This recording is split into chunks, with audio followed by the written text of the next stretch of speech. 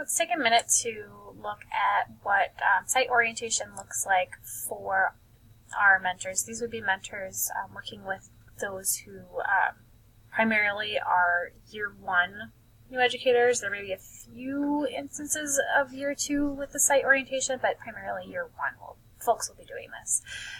So site orientation, again, why? We want to make sure we're supporting our new educators with information at their building and within their specific context. We can provide an overview at the district, but once they get to their buildings, like they need to know, where is my stuff, where's my classroom, how do I access resources, who are the people that I want to talk to, and so forth.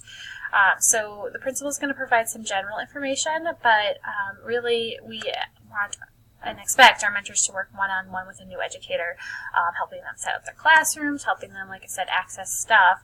And this is going to occur now. It says afternoons during the week of new educator orientation, and you have 4 hours to split between those 2 to 3 days. So it actually, with that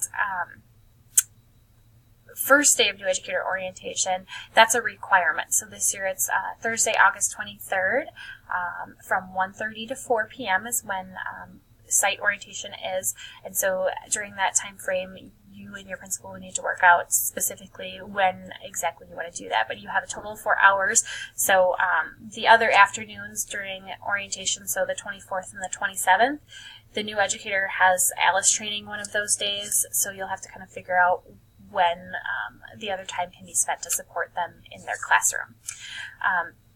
So just know that that is a critical piece of the support that mentors provide. There is some specific site orientation information in the mentor guidebook, so let me pull that over for us to take a look at what that is.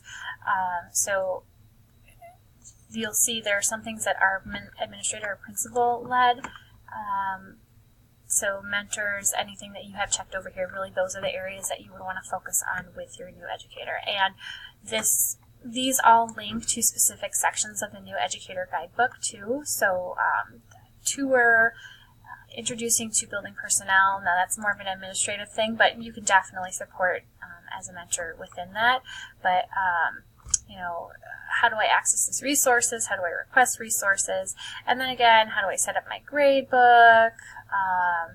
And then there's a lot of stuff, the planning stuff that you can really support your new educator with. So what do the activities of first day look like? Maybe they have to do lunch count, classroom procedures, and so forth. So everything that's checked off here is really areas that the mentor should be supporting during that new educator orientation week.